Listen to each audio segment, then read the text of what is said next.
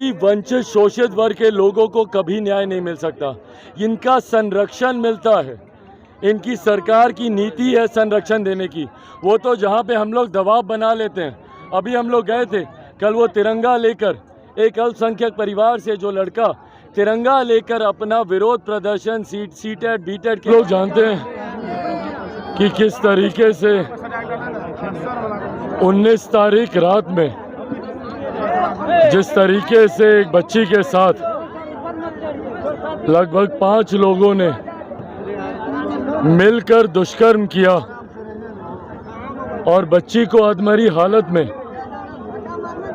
उन लोगों ने फेंकने का काम किया। प्रयास तो उनका बच्ची को ख़त्म करने का ही था, बच्ची को मारने का ही था, पर ये तो बच्ची का नसीब ठीक था। और उनके परिवार के लोग, उनके पिता, उनके मामा, उनके दादा, इन सब की सक्रियता थी कि बच्ची किसी तरीके से बच गई। पर ये जिस तरीके से ये घटना घटी है, ये अपने में एक और उदाहरण है कि किस तरीके से अनुसूचित जाति से, दलित परिवार से आने वाले बच्चे बच्चियों के साथ किस तरीके से आज की तारीख में भी अन्याय अपराध किया जाता है। अभी कुछ दिन पहले मैं राजस्थान के जालोर भी गया था। वहाँ पे भी एक दलित बच्चे को सिर्फ एक मटकी से पानी पीने की वजह से पीट कर मार दिया गया। यहाँ पर भी जिस तरीके से एक बच्ची के साथ दुष्कर्म किया गया, और आज घटना के लगभग 5 दिन बीतने के बाद भी जो मुख्य आरोपी हैं वो अभी तक फरार हैं। 2 लोग जिनकी गिरफ्तारी हुई है वो वही हैं जो बच्ची ने जिसकी शिनाख्त की, और परिवार के लोगों ने जिनको पकड़ के दिया, वही 2 लोग आज भी गिरफ्त में हैं। मेरी अभी एसपी महोदय से भी इस विषय में बात हुई। सीसीटीवी खंगालने की उन्होंने बात की है कि हम लोग फुटेजेस निकाल रहे हैं। आश्वासन दिया है उन्होंने कि बहुत जल्द आरोपी को वो पकड़ेंगे। वो कब पकड़ेंगे, कब सज़ा होगी, ये तो बात की बात है। पर ये जो मानसिकता है कि भैया आप दलित परिवार के साथ आप अत्याचार कर लेंगे, कुछ भी कर लेंगे और कोई आपका कुछ बिगाड़ नहीं पाएगा, ये मानसिकता को श्रेय देता है मुख्यमंत्री नीतीश कुमार जी का प्रशासन। मुख्यमंत्री नीतीश कुमार जी का संरक्षण मिलता है। जो ऐसी दलित विरोधी गतिविधियां होती हैं, संरक्षण प्राप्त होता है उन लोगों का, क्योंकि मुख्यमंत्री नीतीश कुमार जी की खुद की सोच कहीं ना कहीं दलित विरोधी रही है। जिस तरीके से उन्होंने अनुसूचित समाज को दलित महादलित में बंटवारा करके बांटो और शासन करो की राजनीति अपनाने का उन्होंने काम किया, ये उसी के उदाहरण है। ये उसी की वजह से आज देखने को मिलता है कि भैया दलितों के ऊपर उत्पीड़न, कहीं पे चौकीदार मारे जाते हैं। हम लोग गए थे विक्रम, वहाँ पे एक पासवान चौकीदार को मार दिया गया। हम लोग गए थे अभी खगड़िया, वहाँ पे जयनारायण पासवान, उनको मार दिया गया गोली मारकर। जिस तरीके से चौकीदारों को, जिस तरीके से हमारे समाज की बच्चों को टारगेट किया जा रहा है, और ये टारगेट किलिंग हो रही है। और मुख्यमंत्री नीतीश कुमार जी भैया किस चीज़ में व्यस्त हैं, तो वो अपना विश्वास मत पारित कराने में व्यस्त हैं। यहाँ जनता से उनका विश्वास उठ चुका है। जनता अपना विश्वास मुख्यमंत्री नीतीश कुमार से खो चुकी है, और ये सदन में नेताओं का विश्वास मत हासिल कर रहे हैं। भाई आपको नेताओं का विश्वास मत चाहिए कि आपको जनता का विश्वास मत चाहिए?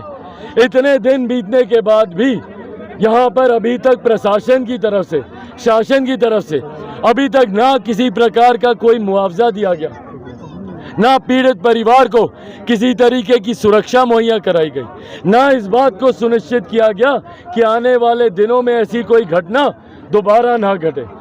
हम लोग लोक जनशक्ति पार्टी रामविलास की तरफ से हम लोग मांग करते हैं कि तत्काल प्रभाव से पीड़ित परिवार को बच्ची की देखभाल के लिए, बच्ची के मेडिकल, बच्ची के इलाज के लिए और बच्ची के आने वाले भविष्य को सुरक्षित करने के लिए राज्य सरकार तत्काल प्रभाव से 25 लाख रुपए का मुआवजा कम से कम पीड़ित परिवार को दे, और इस 25 लाख रुपए के मुआवजे के साथ इस बात को सुनिश्चित करे कि बच्ची के आने वाले दिनों में उसकी पढ़ाई, उसकी शिक्षा अविलंब बिना किसी भेदभाव के, क्योंकि समाज में जिस तरीके से ऐसी पीड़िताओं को उन्हीं को दोषी मान लिया जाता है, तमाम तरीके के आरोप उन पे डाल दिए जाते हैं, एक अलग भावना से उन लोगों को देखना शुरू कर दिया जाता है। तो बिना किसी भेदभाव के बच्ची का भविष्य सुरक्षित हो, इसकी जिम्मेदारी भी मुख्यमंत्री नीतीश कुमार जी, उनकी सरकार ले और स्पीडी ट्रायल कराए।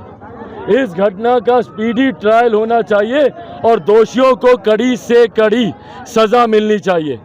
एसपी साहब ने आश्वासन दिया है, प्रशासन को फिर मैं एक दिन के बाद फ़ोन करूंगा और मुख्यमंत्री नीतीश कुमार जी के संज्ञान में लिखित तौर पर यह सारी घटना दूंगा। पर अगर इसके बाद भी अगर शासन प्रशासन नहीं जागा तो मुख्यमंत्री ये समझ लें भैया, अगर वो सोचते हैं कि अनुसूचित जाति की आवाज़ नहीं है, अगर वो सोचते हैं कि समाज के पिछड़ा दलित वर्ग से आने वाले लोगों का कोई सुनने वाला नहीं है, तो इतना समझ लें कि हमारे नेता आदरणीय रामविलास पासवान हम लोगों को कम से कम इतना बल तो देकर गए हैं कि हम लोग अपने हक अधिकार के लिए लड़ना जानते हैं। अगर इस पर कार्रवाई हुई, नहीं अगर पीड़ित परिवार को जल्द से जल्द न्याय मिला, तो ये जितनी भीड़ आप आज देख रहे हैं यहाँ पर, ये भीड़ जल्द ही सड़कों पर होगी और मुख्यमंत्री नीतीश कुमार जी को मुंह छुपाने के लिए उनको जगह नहीं मिलेगी। इस बात को भी उनको याद रखना चाहिए। अभी इसके अलावा कोई आप लोगों के सवाल हो?